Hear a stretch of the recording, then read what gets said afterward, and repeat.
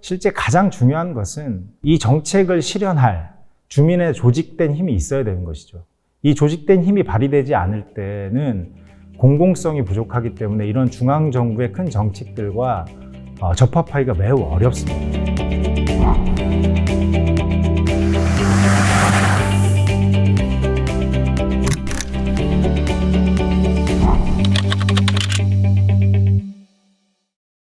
안녕하세요. 저는 행정안전부에서 주민자치 지원 업무 담당하고 있는 하경환입니다. 오늘 저한테 부여된 임무는 중앙정부의 마을자치 정책 동향에 대해서 설명하는 시간을 좀 부여받았습니다. 제가 주민자치 지원 정책을 중앙정부에서 담당하면서 관련 정책들 살펴보면서 생각했던 것을 좀 정리를 해봤어요. 서울의 마을자치 정책을 지원하시는 분들이 도움이 되셨으면 좋겠다는 생각으로 마련해 보긴 했는데 도움이 되실 수 있을지 모르겠습니다. 차분히 한번 말씀을 드려보겠습니다. 마을자치 정책이라는 것의 본질은 주민 주도적으로 지역 문제를 정의하고 그리고 그것을 정의된 문제를 해결하는 것이라고 할 수 있을 텐데 이것을 해내기 위해서 중요하게 대두되는 두 가지가 있습니다. 하나가 뭐냐면은 이런 본질을 지역에서 한다. 그러니까 지역은 크게도 정의되기도 하고 뭐 자치단체 혹은 한국 사회도 세계에서는 지역이라고 할 수 있죠. 그러나 우리는 자치단체보다 좀 작은 범위의 소지역이 중요하게 대두되는 것이고 또 하나는 민관 협치적 문제 해결을 시도하는 것. 이 두 가지가 우리가 마을자치 정책을 시도할 때 중요하게 대두되는 키워드라고 할 수 있겠습니다. 그러니까 이런 소지역에서 민관 협치적으로 문제를 해결하는 방향은 중앙정부에서 발표되는 대부분의 정책에 많이 좀 담겨 있어요. 가장 최근에 이제 한국 사회가 주목하고 있는 것은 한국판 뉴딜일 텐데 거기에 보시면 뭐 디지털 뉴딜, 그린 뉴딜, 뭐 사회 안정화 이렇게 세 가지 큰 전략을 제시하고 있는데 그 안에 보면은 세부 전략들 중에 뭐 지역 균형 뉴딜 혹은 사회적 뉴딜, 경제와 다른 사회적 뉴딜과 같은 것들이 많이 제시가 됩니다. 그 안에는 소지역 그리고 민관 협치적 해결을 크게 담고 있죠. 그 밖에도 2018년 재작년에 있었던 생활 SOC도 보시면 기존의 SOC 사업과 다르게 지역과 주민의 참여를 굉장히 강조하고 있죠. 그리고 이번 정부 들어서 크게 제시했던 자치분권 로드맵 혹은 종합계획에서도 보면 풀뿌리 주민자치의 확산은 무엇보다 중요한 우선 과제로 제시가 되고 있습니다. 이 안에는 다 소지역과 민간 협치적 문제 해결을 중요하게 담고 있는 것이죠. 그러니까 정책들이 방향을 잡고 있다는 겁니다. 각 주제별로 보면 뭐 주거에서도 도시재생, 안심마을, 복지에서도 뭐 커뮤니티 케어 혹은 온종일 돌봄, 교육에서도 보면 혁신지구와 같은 것을 지원하기 위한 중앙정부의 미래형 교육자치, 에너지도 주민자치형 신재생 에너지, 먹거리 분야에서도 보면 로컬푸드가 있고 문화에서도 보면 생활문화센터 혹은 문화도시 등등이 소지역에서 그 지역 주민들이 가지고 있는 문제를 주민 스스로 정의해서 해결할 수 있도록 지원하는 정책들이거든요. 경제 분야에서도 최근에는 마을기업을 정부 정책으로 시행하다가 마을기업법을 이번 21대 국회에 올렸죠.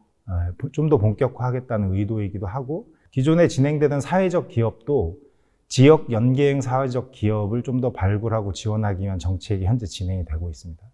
이렇게 중앙정부에서는 마을자치 정책을 소지역에서 민관 협치적으로 수행하기 위해서 다양한 정책을 쏟아내고 있는 상황이거든요.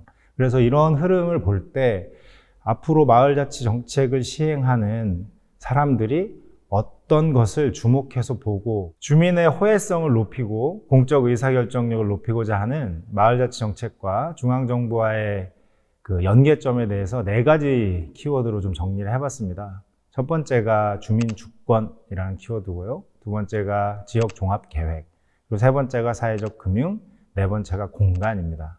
이 네 가지에 대해서 하나하나 설명을 드려보도록 하겠습니다. 첫 번째 주민주권과 관련된 내용인데요. 주민주권이라는 내용은 요약해서 말씀드려보면 공동체 활동을 권리적 개념으로 전환해보자 뭐 이런 얘기입니다. 주민자치라는 것이 원래적 정의가 지방 행정을 지방 주민 스스로의 의사와 책임으로 다스리는 일이잖아요. 그렇다면 이것이 우리가 하려는 지역의 문제를 정의하고 민관 협치적으로 해결하려는 것의 정의와 유사하다고 할 수 있습니다. 그래서 이 주민 주권과 관련된 것을 이번 정부가 처음으로 단어로 등장시켰고, 그것이 자치분권 로드맵에 제시되어 있습니다. 그래서 자치분권 로드맵은 자치분권 종합계획 그리고 자치분권 시행계획에 따라서 현재 6대 전략 33개 과제가 시행되고 있습니다. 그 중에 첫 번째 전략이 주민주권 실현이거든요. 이 산하에 7개의 과제가 있어요. 그 중에 주민자치회가 들어있습니다. 7개의 과제가 주민주권 실현이라는 하나의 전략에 묶어 있기 때문에 굉장히 유사한 거죠. 그걸 한번 살펴보시면 첫 번째가 주민 참여권 보장. 그러니까 지방 행정에 주민들이 직접 참여할 수 있는 권리를 선언적으로 보장하겠다라는 내용이 있고요. 두 번째가 수기 기반 주민 참여 방식 도입이라고 있습니다. 쉽게 생각해 보면은 공론화위원회 같은 겁니다. 지역에 갈등이 있을 때 이것을 주민 참여 방식으로 의사결정해보자라는 것이고요. 세 번째가 이제 주민자치의 대표성 제고 및 활성화입니다.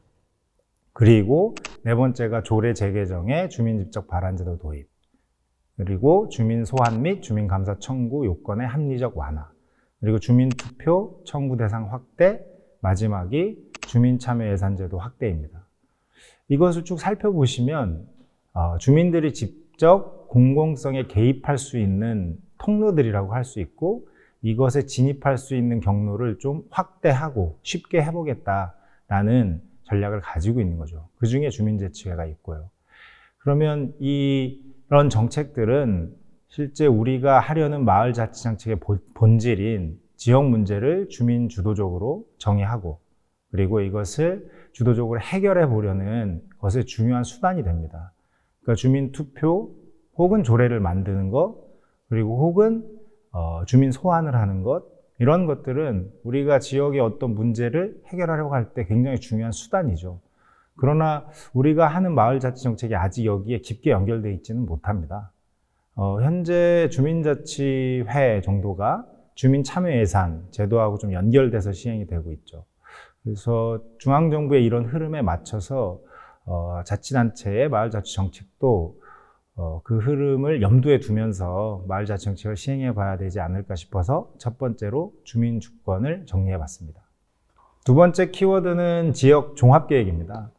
우리가 마을계획 혹은 자치계획을 현재 수립하고 있고, 그것을 통해서 주민들과 행정이 충분한 경험을 쌓고 있긴 한데, 이 주제들을 보면 종합적이라기보다는 주민이 필요한 사업을 선택해서 결정하는 것 정도이죠.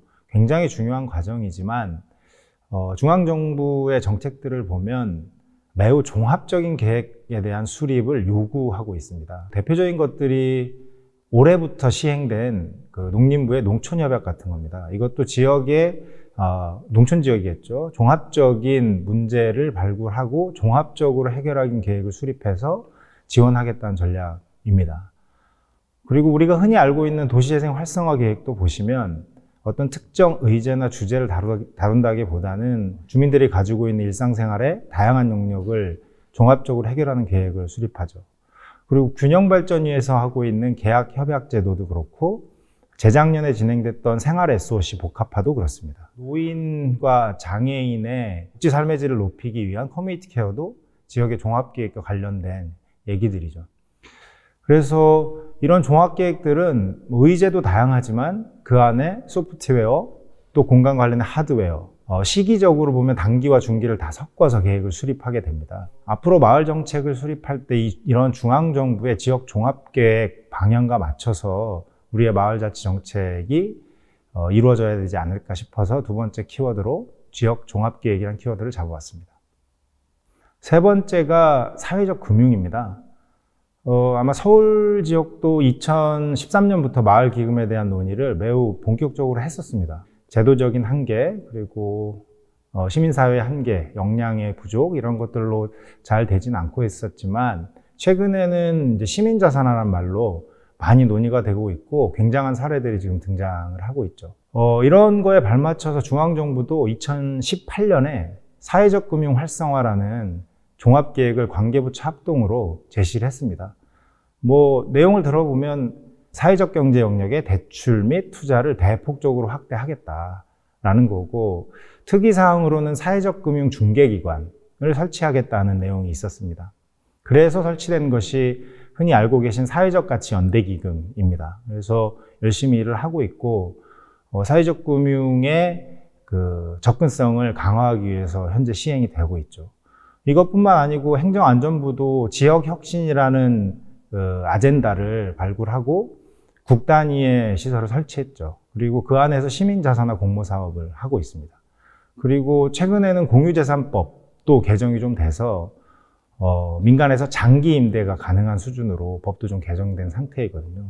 그러니까 굉장히 보조금을 넘어서는 사회적 금융과 관련된 논의가 중앙정부에서는 활발하다고 할 수 있고, 이러한 흐름은 실제 민간의 사회적 금융과 관련된 활동도 굉장히 활성화시켰죠. 그래서 임팩트 투자회사들, 한국투자재단, 소풍, 주빌리 파트너스, 루트에너지 이런 것들은 흔히 들어보셨을 것 같고, 그리고 최근에는 이제 취약계층 복지에 관심을 갖는 그 사랑의 열매라고 불리는 공동모금에도 비영리 스타트업 인큐베이팅이나 공유공간 지원, 그 중에 매입비 같은 걸 지원하는 사업도 있었습니다. 그러니까 매우 활발하게 중앙정부 정책과 맞춰서 이런 일들이 벌어지고 있죠.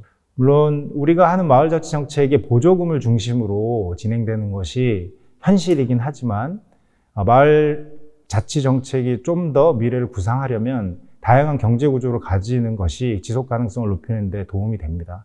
그렇기 때문에 이 사회적 금융과 관련된 중앙정부의 흐름도 유념해서 봐야 된다, 이런 생각을 좀 하면서 정리를 해봤습니다. 네 번째는 공간과 관련된 얘기입니다.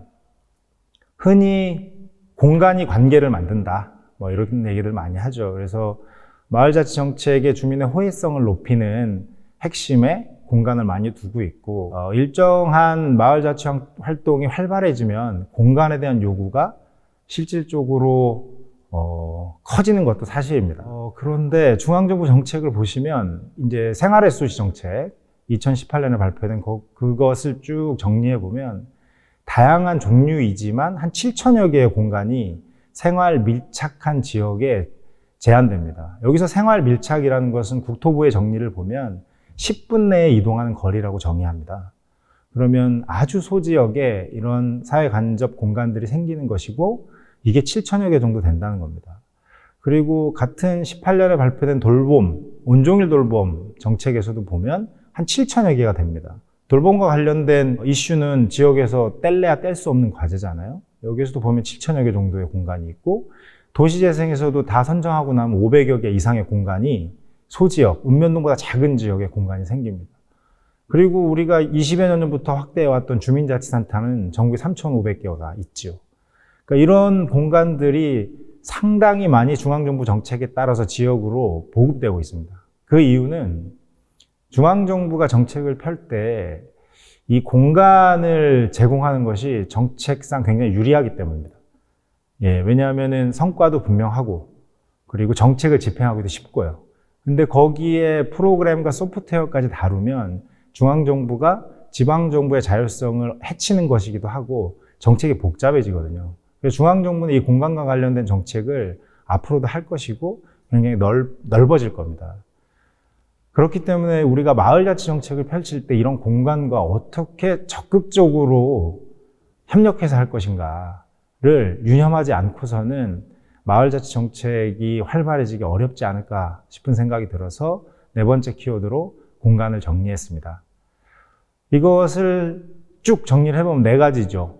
주민주권, 그러니까 공동체 활동에서 주권의 개념으로 마을자치 정책을 변환하자.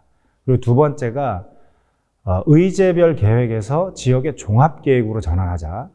세 번째가 보조금 중심에서 다양한 경제구조, 특히 사회적 금융에 관심을 갖자.